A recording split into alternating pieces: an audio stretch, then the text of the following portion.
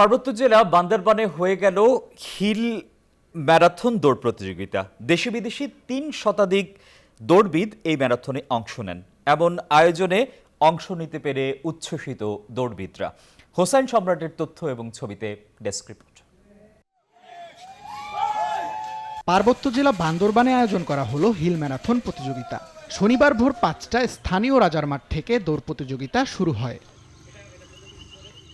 বান্দরবান ক্রীড়া উন্নয়ন ফোরাম ও হিল রানার্সের উদ্যোগে আয়োজিত ২১ কিলোমিটার দীর্ঘ হাফ ম্যারাথন প্রতিযোগিতায় অংশ নেয় দেশি বিদেশি ৩ শতাধিক দৌড়বিদ। এই ইভেন্ট আমার ১৩০টা প্লাস ইভেন্ট। আমি বাংলাদেশের বিভিন্ন উপজেলায় এবং জেলায় খেলে থাকি এবং পোডিয়াম এবং দেশের বাইরেও অংশগ্রহণ করেছি। সবুজে ঘেরা পাহাড়ি আঁকাবাঁকা উঁচু নিচু সড়কে দৌড় প্রতিযোগিতায় অংশ নিতে পেরে খুশি দৌড়বিদরা। পাহাড়ি উঁচু নিচু পিচঢালা রাস্তা, অনেক একটা টাফ বিষয় ছিল যে রোডটা, অনেক চ্যালেঞ্জ বিষয় ছিল যে রোডটা যে শেষ করা এবং শুরু করা।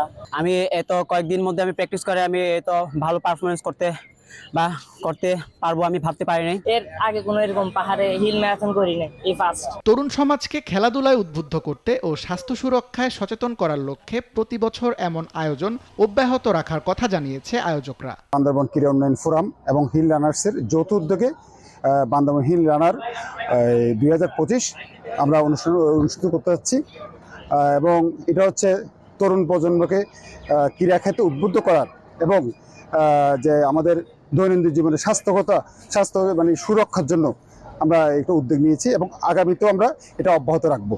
১ ঘন্টা ২২ মিনিটের দৌড়ে চ্যাম্পিয়ন হয়েছেন সিলেটের আশরাফুল ইসলাম। এছাড়াও ৩ ক্যাটাগরিতে প্রথম ২০ জন বিজয়ীকে পুরস্কৃত করা হয়।